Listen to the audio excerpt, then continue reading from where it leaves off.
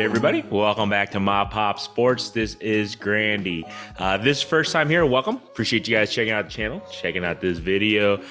Today, I finally finished up the last portion of the Denver card show here in Denver, Colorado. Lots of stuff to go through. I'm still contemplating. I may, if I have a little bit of time this week, I'll definitely do a video of my pickups and everything, and to kind of highlight some of the things that I picked up to show you guys the type of mid to low end cards that I usually pick up for the eBay store and everything on that. So like I said, if I get a little bit of chance, I'll spend some time to kind of show you guys on that. Some pretty cool stuff. I got a ton. I didn't get a ton of autos. The last time I got a lot of autos, but I didn't get a ton of autos this time. I got a lot more numbered cards. I feel like they're more rare, obviously, and they're just short prints, some super short prints. And I think that was kind of the route I was going. I didn't get too many patches. I didn't get too many of those thicker cards this time around. I just felt like the numbered card was kind of the route I was going to, for some reason this weekend. It just happened that way. I picked up a few PCs. I was super excited about that. Got some really great deals. And that's the biggest thing. This is the one thing I definitely want to talk about. That shows are definitely a must if, at least this is what I've learned, that if you're going to do a online store for sourcing wise and networking wise, it's just super crucial to go to these shows in person, I feel like, because you get a chance to work with dealers who are looking to move stuff. So we'll talk about that in a second. So today, like I said, it was the second day. I felt like I was able to get more deals done today. I felt like the dealers were more, I guess you can say, motivated to give better deals today. So that's the one thing of 2 to 3 day shows.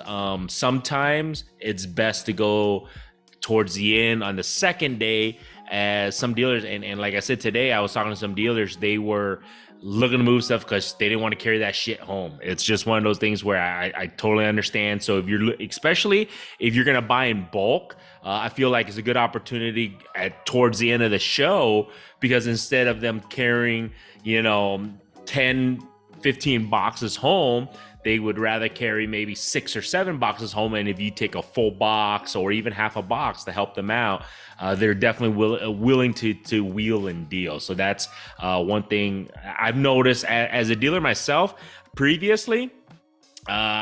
Towards the end, I definitely wanted to make some moves, especially if it's been a tight show or I'm just, like I just said, you just don't want to carry that shit home. So it's just as simple as that. So make sure, my recommendation is go early at the very beginning and go late. It's one of those things where I feel like you can get deals very early and you can pick some of the good stuff very early before they're all taken. So that's why I go early. Midway through the show, time bearing, if you can stay longer, obviously try that. But like I said, if you're looking to source yourself, I guess you can say my plan is to go early and then stay late at the last to see if anybody's looking to cut some more deals and stuff like that. So a lot of people have been asking me, they've been DMing me, they've been commenting, how do you source? Well, how do you get so many cards to be able to list?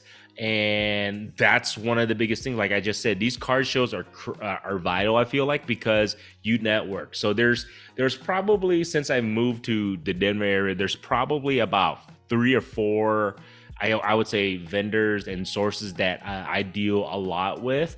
And they have been at pretty much every show of the Denver shows that I've been to, and they always have the type of cards that I'm looking for. They give me some great deals. I'm talking like some of those mid cards, if you buy them in bulk, I'm able to get them, at a really, really good deal, especially when you're buying anywhere between 200 to 400 cards or something like that type of lots. So I think if you find that area of about anywhere between about 100 to 200 cards or more, if you're willing to purchase that many cards with a dealer, they'll definitely work with you guys on that. So that's why I feel like going to these shows, you have to network, you have to negotiate, obviously, and then spend the time to filter through all the specific cards. I probably spent a good chunk of my time filtering through the, I would say, $2 to $3 bin boxes and trying to figure out what I wanted. There were some nice dollar boxes here and there. I felt like today, though, the second day, the dollar boxes have pretty much been ran through, I felt like. So those were probably not what I want. I'm glad I went early on day one yesterday, because I went through a lot of the dollar boxes and they were loaded. I felt like they had a lot of great cards in the dollar boxes. Today, not so much. I felt like they were sift through quite a bit. But I would say the $2 to $2 to $8 or $2 to $5 boxes today were definitely still loaded. So that's what I went through today. And as I was mentioning to you guys, since I was staying late, they were willing to give me deals that I would probably have gotten on the dollar boxes bin. So there you guys go. That's why, people always ask me, how do you source it? Because if you're listing about 200 to 300 cards daily, you have to have a good inventory. You can't just use bulk junk whack stuff. You have to in a way split that with some nice inventory. And going to these shows, like I said, is the best route, because not only are these guys willing to sell you the cards in person at the show, after the show, you can stay in communication with them, whether they have a shop, whether they sell online on Instagram or Facebook Marketplace. You can reach out to them offline after the show, and you can still make some bulk deals with these guys. So those are the ways that I feel like, because I think they purchase in bulk themselves. So it's kind of like they purchase in bulk and then they break them up and sell it in mini bulks. And I would say I'm the type of person that buys in mini bulks currently. I don't buy like I would, if I could afford it, I would definitely buy those 100,000 card ones, but you just can't. So I buy in the mini bulk section. So that's what I normally do. And plus it keeps my inventory fresher. I feel like when I'm able to buy in mini bulks, because when I'm sourcing, the hot players or the hot cards change on a weekly, daily, monthly basis. So if I'm buying in mini bulks, I'm able to target specific players or sports that are, in a sense, what is in demand.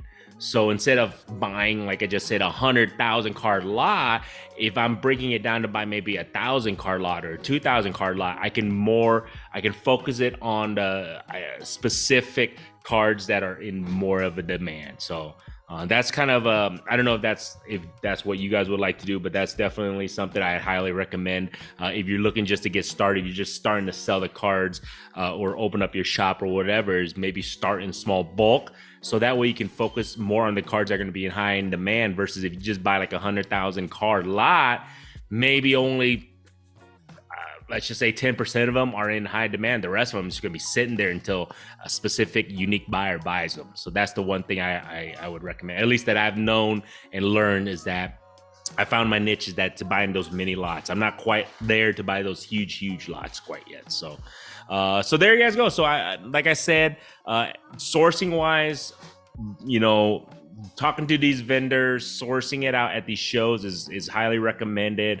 And then you just keep their number and keep their name and numbers and contact at all times, and that way you can always reach out to them to see if they have anything. And then on top of that, if you get to know them and talk to them better, they know what kind of cards you're looking for. So it goes both ways. If they're looking to move stuff, they'll contact you, and there you guys go. That's definitely a great way to have vendors and have sources in regards to getting lots and stuff. So just hopefully I was able to answer some people's questions in that sense. So other than that, like I said, this week, hopefully I can get all these cards together so I can kind of just show you guys a quick mini video of what I picked up.